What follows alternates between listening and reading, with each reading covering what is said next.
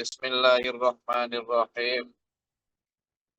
Awala yarawna annahum yuftanuna fi kulli amin marratan aw marrataini. Jadi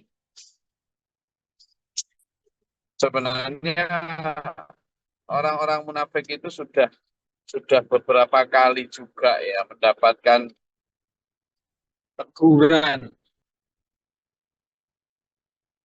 Teguran itu bisa berupa hukuman, bisa kekalahan di dalam peperangan dan lain sebagainya. Sudah beberapa kali. Bahkan dalam di ayat ini disebut minimal setahun 2 kali atau sekali mereka yuftanuna, mereka diuji, mereka mendapatkan teguran dari Allah itu. Tetapi ya itu tadi,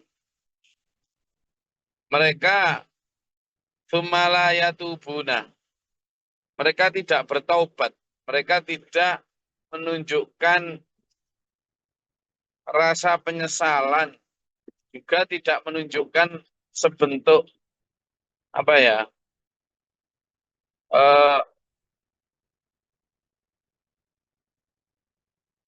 keinginan untuk berubah, tidak ingin bertaubat. Karena mungkin merasa bahwa apa yang mereka lakukan benar.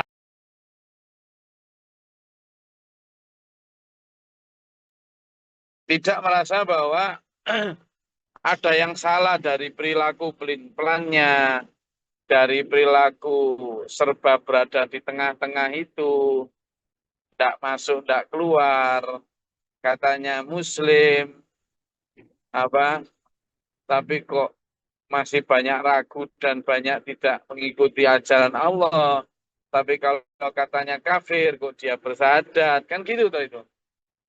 Katanya kafir, kok sholat, tapi sholat kok sambil marah, malas-malasan.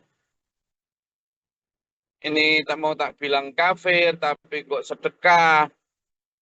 Mau tak bilang Muslim, tapi kok sedekahnya sambil karihun terpaksa. Jadi itu. Nah itu beberapa di antara yang kemudian sifat orang munafik ini seperti mimikri. Seperti bunglon, memiliki sifat mimikri. Artinya bisa merubah bentuk, beradaptasi dengan lingkungan. Warna itu kan bukan bentuk, maaf. Jadi kalau aslinya dia warnanya coklat, ya dia misalnya kayak binatang yang namanya bunglon itu kan kalau nempel di kayu yang warna coklat jadi coklat, nempel di benda yang warna hijau jadi hijau. Kalau begitu diberi Allah kemampuan. Nah orang munafik itu gak demikian. Kalau nempel di orang beriman, sign termasuk orang beriman. Kalau lagi nempel di orang kafir juga ikut gitu. Jadi, nah ini sudah ditegur sama Allah beberapa kali dalam beberapa kesempatan. Cuma ya eh, kehendak untuk itu memang nggak gampang ya. Keinginan untuk berubah sampai makanya di situ tidakkah mereka munafik itu melihat, memperhatikan bahwa mereka diuji atau sekali atau 2 kali dalam setahun. Tapi kenapa mereka kok tidak pernah bertobat? Walahum yadzakarun. Mereka juga tidak mengambil pelajaran dari kejadian-kejadian sebelumnya. Besoknya tanggal 27 ya begitu lagi. Gitu kan? Wa idza ma unzilat suratun nadhara ba'dhum ila ba'din. Jadi ketika ada surat kemarin misalnya perintah untuk segera bertahajud, untuk segera meminta ampun. Mereka kemudian apalagi untuk segera berangkat berjihad itu. Mereka nadhara ba'dhum ala ila ba'din. saling pandang memandang, terus mungkin mencep-mencep gitu kan, agak ketip-ketipan gitu. Ketika ada ayat yang turun kepada manusia, tapi dia merasa tersinggung oleh itu. Gitu, saling ketip-ketipan, saling pandang-pandangan. Intinya adalah eh, ngerasanilah kepada pembawa berita. Ngerasani, karena memang nggak cocok dengan nafsu, nggak cocok. Dan sehingga ketika mereka kata Allah, wa idza ma unzilat suratun, gitu.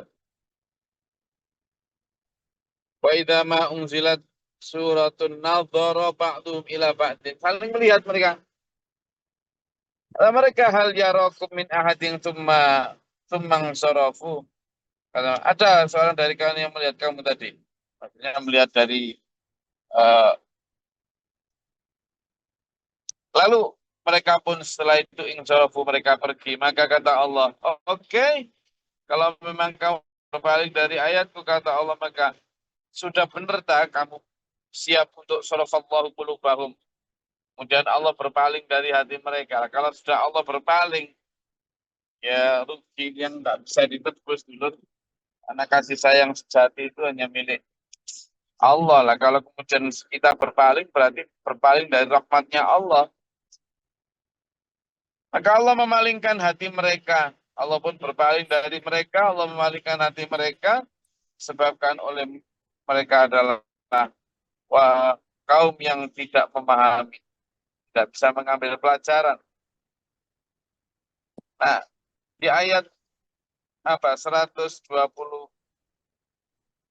sampai 127 ini jelas kita diingatkan oleh Allah untuk benar-benar taat itu jangan separuh-separuh. Taat itu ayo 100%. Terkait tentang bagaimana nanti hasilnya ya kita ikhtiar. Tapi taat itu tidak boleh separuh-separuh. Taat itu harus utuh gitu. Itu. Nah, kalau kita lihat di sini, berpalingnya mereka itu ya karena mereka tidak mau tahu dengan kebenaran. Sudah tahu itu benar, sudah tahu itu baik. Tapi karena tidak cocok dengan nafsu, ya yang dimenangkan tetap saja nafsu. Nah, ini yang harus kita hindari bersama. Oke, sampai di situ kita paham kan? Nah, silakan. Ini saya buka pertanyaan agak luas supaya kadang sampai selesai waktunya habis padahal banyak yang mau bertanya. Silakan terkait dengan ini atau terkait dengan hal lain. Ini ada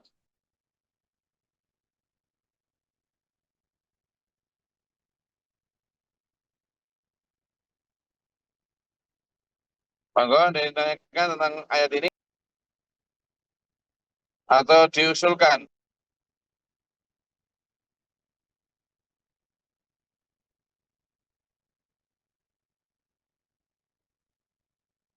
Ada terkait dengan ayat ini atau ayat-ayat lain atau persoalan-persoalan lain yang bisa kita diskusikan?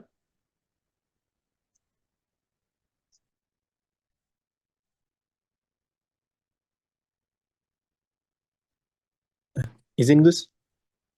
Monggo, iya, suaranya agak keras soalnya saya di mobil. Silakan. Oke, baik. Bismillahirrahmanirrahim. Assalamualaikum warahmatullahi wabarakatuh. Sebelumnya terima Salam. kasih atas kesempatannya buat bertanya. Eh, izin bertanya Gus terkait dengan tadi itu kan bahwasannya kita harus taat itu kafah ataupun 100% itu Gus. Nah, yang jadi pertanyaan saya eh, terkait dengan latihan buat menekan hawa nafsu itu apakah ada cara tersendiri ya Gus? Kadang kan yang namanya alimanu yazidu wa yankus, mungkin di sewaktu-waktu kita di suatu momen kita lebih mementingkan nafsu kita gitu. Apakah memang ada suatu amalan khusus buat menekan hawa nafsu itu? Baik, itu aja Gus terkait dengan pertanyaan Rahmat. Terima kasih. Ya, jadi kalau menekan hawa nafsu itu memang latihan, latihan, latihan betul. Misalnya nafsu amarah ya. Kita itu memang dilatih. Itu akeh bablasnya daripada hendaknya sebanyak bablasnya. Demikian pula latihan memberikan barang yang dicintai, misalnya. Itu juga gitu, butuh butuh apa? Sering exercise, ya. Makanya ketika misalnya latihan untuk sangu akhirat gitu, Pak Guru Mukhtar kan ngajarin kita secara bertahap. Ya. Iman ab, iman B, iman C itu kan sebenarnya pembelajaran mengalahkan nafsu yang eman tadi. Kemudian pula sholat misalnya. Sholat kan sudah jelas kaifiahnya dari Rasulullah Muhammad SAW. Mulai dari takbir, takbiratul ikram sampai salam. Ini caranya begininya. Tapi tetap apa diperlukan selain latihan karena bertahap itu ya, juga dukungan sosial. Apa dukungan sosial itu? Ya keluarga, teman maupun lingkungan yang juga sevisi. Juga sama-sama pengen dekat sama Allah, juga sama-sama pengen bisa menahan hawa nafsu. Makanya orang kalau kita lihat Mas Rahman, eh, hero atau semangat orang tua sekarang, di zaman sekarang untuk memasukkan anaknya ke pesantren, bukan karena memang melihat pergaulan di luar itu rusak banget. Nah, bagaimana cara menahan hawa nafsu di dalam pesantren, misalnya anak-anak itu? Ya memang dipaksa dulu. Belajar itu nggak bisa kalau nggak dipaksa. Makanya ada satu hukum habituasi itu kan pertama dipaksa, kemudian terpaksa, kemudian terbiasa, lalu bisa, dan lalu luar biasa. Tapi diawali tentu dipaksakan. Nah, kita kan nggak mungkin dipaksa orang lain dalam hal itu. Kalau sudah kita yakini satu amalan itu benar, sudah kita sendiri yang harus bisa memaksa diri kita sendiri. Entah itu menciptakan stimulasi berupa alat atau apa, misalnya kayak tahajud gitu ya. Maunya kita kan ya tidur aja. Tapi kadang ditanggung temen juga enggak mempan. Maka sampean harus memaksa diri sendiri untuk bangun tahajud atau menata. Jadi itu. Yang kedua, harus berada pada lingkungan yang tepat. Harus berada pada lingkungan yang tepat.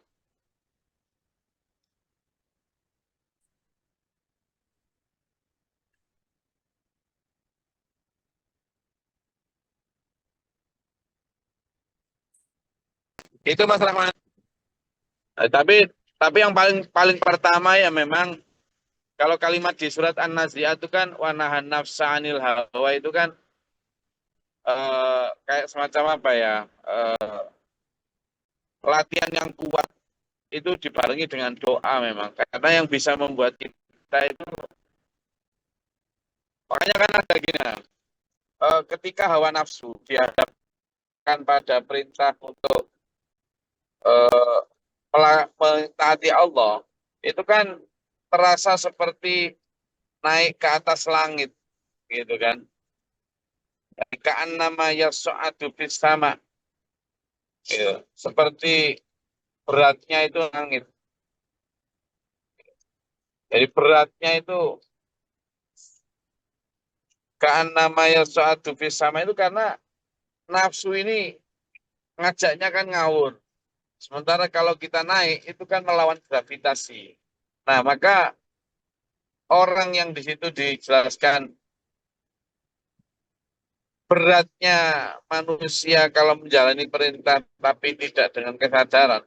Itu seperti beratnya naik ke atas langit. Nah, itu kan berarti melawan. Maka supaya tidak berat itu ya berkumpul dengan orang-orang yang sudah bukan terbebas sama sekali ya, tapi sangat sedikit yang masih dikuasai nafsu. Berkumpul dengan mereka akan harapannya ada saling mengingatkan, saling menjaga dari itu Mas Rahman. Baik, Gus. Terima kasih. Mohon doanya juga. Hati-hati, Gus. Ya, aman, Iya, Gus. memang saya lihat di ini sebenarnya sudah eh, apa ya berteman tuh. Coba sama buka Mas Rahman di surat Al-An'am ayat 125.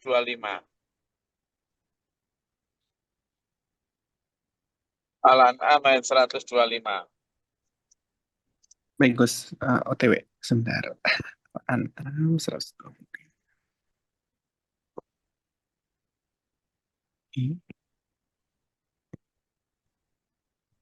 Langsung artinya aja. Nggih. 125.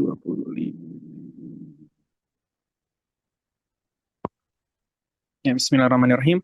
Maka siapa yang Allah kehendaki mendapat hidayah, dia akan melapangkan dadanya untuk menerima Islam. Siapa yang dia kehendaki menjadi sesat, dia akan menjadikan dadanya sempit lagi seakan-akan dia sedang mendaki ke langit.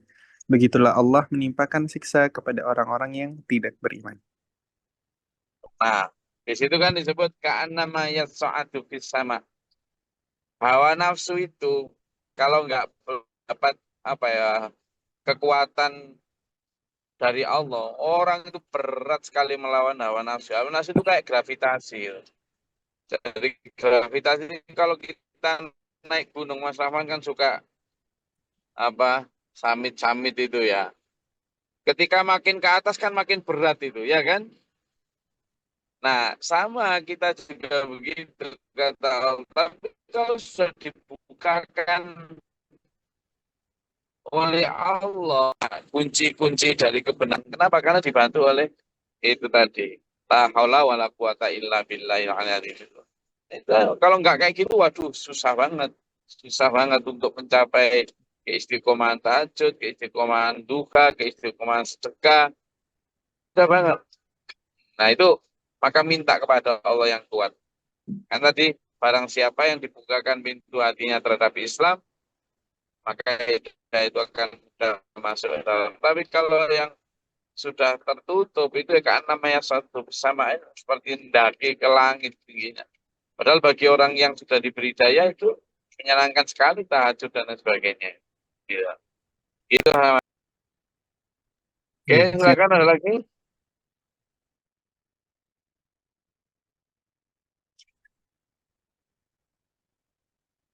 Monggo yang mau didiskusikan apa kira-kira? Silakan yang ditanyakan.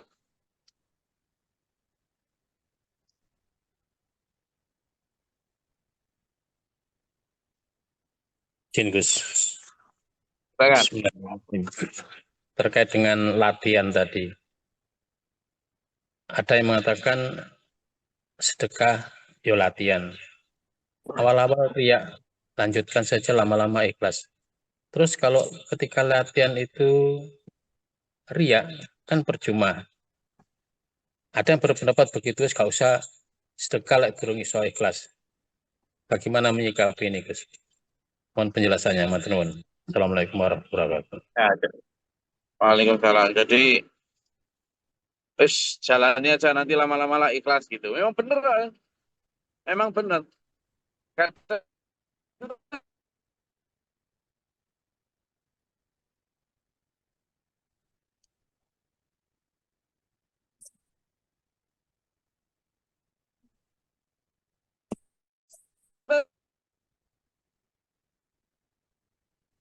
tidak ada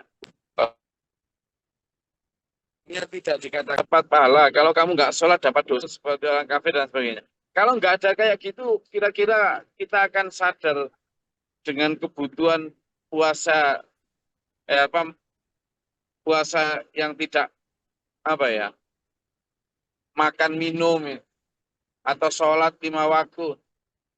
Kita mau tak sadar melakukan itu, tidak mau itu. Tapi ketika itu sudah diwajibkan, kan akhirnya kan minimal minimal ya tingkat paling minimal. Ais, es dijalani aja lah. Kan gitu. Ada yang sholat cuma gitu ya. Ais dijalani aja lah. Tapi mending gitu loh. Sholat yang nah itu kan yang tadi kemudian ada yang sholat tidak kaum mulis sholati usaha jika berdiri untuk sholat itu dengan malas. Ya karena memang awalnya dipaksa. Nah harapannya kita kan ketika sudah dipaksa atau itu terbiasa, wis tapi tidak dengan gerendul itu. Itu nanti yang arahnya kepada keikhlasan. Tapi kalau wis tapi gerendul terus ya arahnya nggak mencapai ikhlas selama panjang. Makanya Orang misalnya jodoh, Pak. Zaman dulu kan nggak ada kan pacaran. Kebanyakan kan dijodohkan itu. Nah, ketika dijodohkan itu kan ya hampir semua mempelai zaman dulu kan rata-rata jalani wae kan gitu. Tapi akhirnya ya tumbuh cinta gitu. Akhirnya ya tumbuh cinta zaman dulu. Kan rata-rata pernikahan zaman dulu kan ya sampai apa mbah-mbah di desa-desa itu sama kepada Allah juga harapannya ada Allah itu cinta untuk bertemu Allah dilatih dengan terpaksa di dalam sholat wajib 5 waktu. Nah harapannya setelah tumbuh cinta kepada Allah, lalu kebutuhan cinta itu diaktualisasikan dalam bentuk sholat sunat. Kayaknya 5 waktu kurang deh. Dia sholat sunat. Baik sholat sunat yang mengiringi wajib qobliyah ba'diyah, maupun sholat sunat yang lain yang muakkad, kayak tahajud, duha, dan sebagainya. Jadi memang cinta itu harus ditumbuhkan. Nathan, silakan. Ya, matur nuwun, Gus. Ada lagi? Masih ada waktu?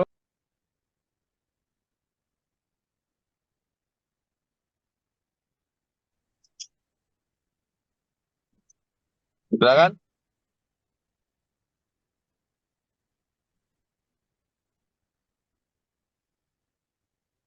Oke, kalau tidak ada gini tuh loh. Jadi kita di dalam beragama itu ya, yang paling penting kita pahami itu adalah beragama itu harus sampai pada level kita butuh ya, membutuhkan aturan itu. Dan itu harus bisa dimulai dengan merasa diri rusak, merasa diri tidak beraturan. Karena agama itu kan artinya tidak gama kocar kacir. Berarti agama artinya tidak kocar kacir, teratur. Nah untuk bisa teratur itu perlu aturan. Nah aturan Allah jelas sudah. Aturan Allah itu sangat mumpuni dalam banyak hal. Tapi kadang kan tidak sesuai dengan nafsu. Sehingga muncullah kategori-kategori orang munafik kemarin. Nah, maka bagaimana cara kita mendorong ke arah supaya agama itu sesuai dengan kebutuhan kita? Nafsu kita yang kemudian kita sendiri. Itu. Jadi memang gimana ya? Nafsu manusia itu banyak bertentangannya dengan ajaran agama. Sehingga harus ditumbuhkan dulu. Rasa butuh itu dimulai dari rasa sadar akan kekurangan, kemudian memikirkan ego megalomanianya itu yang seolah-olah harus selalu dituruti, harus selalu diikuti, harus selalu enaknya saja. Nah itu dikekang dengan cara apa? Membalikkan energinya nafsu tadi kepada energi senang. Untuk sholatnya, untuk puasanya, untuk sedekahnya, dan sebagainya. Jadi bukan agama yang disuruh sesuai dengan nafsu, tapi nafsulah yang harus mengikuti aturan agama. Nah, kebanyakan umat sekarang itu udah enggak gitu. Sudah diarahkan kepada bagaimana agar agama yang dipermak, dipoles, bisa jadi bila perlu ditambah kurangi, untuk agar sesuai fit in atau in match dengan nafsu. Sekarang itu gitu.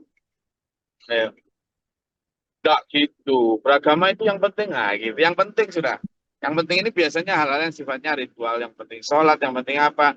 Pelacur, menjudi, kan jadi gitu. Akhirnya standar Islam ya makin lama makin tergerus. Ya karena itu, karena standar agama disesuaikan dengan standar nafsu, padahal tidak boleh begitu. Kalau standarnya agama disesuaikan nafsu Ya akhirnya agama-agama nafsu. Nah itu yang disebut di dalam surat Al-Dariyat Bismillahirrahmanirrahim. Kamu amtahsabu, apakah kamu mengira anna aktsarahum, kebanyakan dari mereka itu yasma'una, mendengar, au yaqilun, atau memikirkan, ndak inhum illa kal an'am balum adallu sabila, mereka hanyalah seperti binatang ternak atau bahkan lebih sesat. Nah, di surat Al-Jasiyah Al-Furqan lebih keras lagi. A'udzubillahi minasyaitonir rajim. Ara'aita nittakhadha ilahu hawahu. Apakah kamu sudah ngerti, tak Muhammad? Ada orang-orang yang menuhankan hawa nafsunya. Apa? Menuhankan hawa nafsunya. Nah, ini bukan kok kemudian dia bikin patung ditulisi hawa nafsu lalu disembah. Enggak gitu. Ya dia lebih memperturutkan apa kata hatinya daripada aturan Allah. Ya itulah menyembah hawa nafsu. Misalnya, Allah perintah untuk bertutup aurat bagi perempuan yang tampak hanya muka dan telapak tangan. Lalu perempuan itu karena merasa itu nggak modis, ketinggalan zaman, maka kemudian tidak bertutup aurat. Gitu kan? Nah, hal semacam itu kan apa ya? Mempertuhankan hawa nafsu. Karena lebih mengikuti apa yang ada dalam hatinya. This is my body. Ini adalah tubuhku. Ngapain kalian ngatur-ngatur mana yang boleh kutampakkan, mana yang tidak. Orang Islam sendiri aja udah mulai terpapar begitu loh, saudara. Ya, ini yang ayo kita pelajari, kemudian kuatkan supaya kita tidak terkena.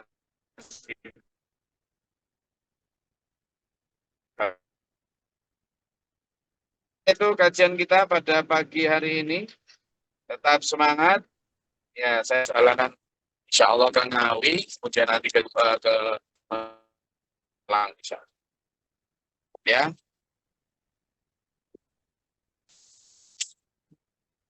Ada yang mau sampaikan? Oke. Saya rasa cukup kajian kita pada pagi hari ini. Semoga bermanfaat dan berfaedah. Allah merahmati kita, menuntut kita dalam surat Al-Mustaqim, insyaallah ila akhir hasbi. Amin. Allahumma sholli wa sallim wa barik ala sayyidina. Allahumma fil lil mu'minin wal mu'minat wal muslimat al khairas. Allahumma atina fi man atayta wa afina fi man afayta wa lana fi man tawallait. Wa barik lana fi ma atayta wa qina syarra ma qadait fa innaka la tu'ti wa la tu'ti. Astaghfiruka wa atubu ilaika. Allahumma da'fana al-bala wal waba. ربنا ولا تجعلنا في القوم الظالمين اللهم فاغفر ربنا ما فاكتبنا مع الشاهدين ربنا لا تزغ قلوبنا بعد إذ هديتنا أنت مولانا فانصرنا على الكافرين أنت مولانا فانصرنا على الكافرين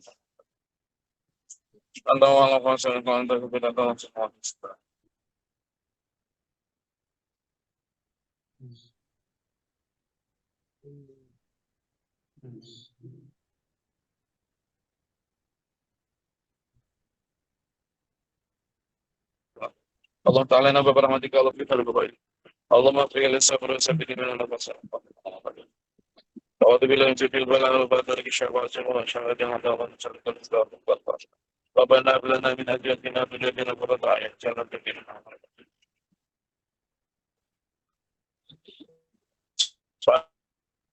Rabbil izzati amma yasifun. Assalamualaikum warahmatullahi wabarakatuh. Allahumma rahmatna bil Qur'an.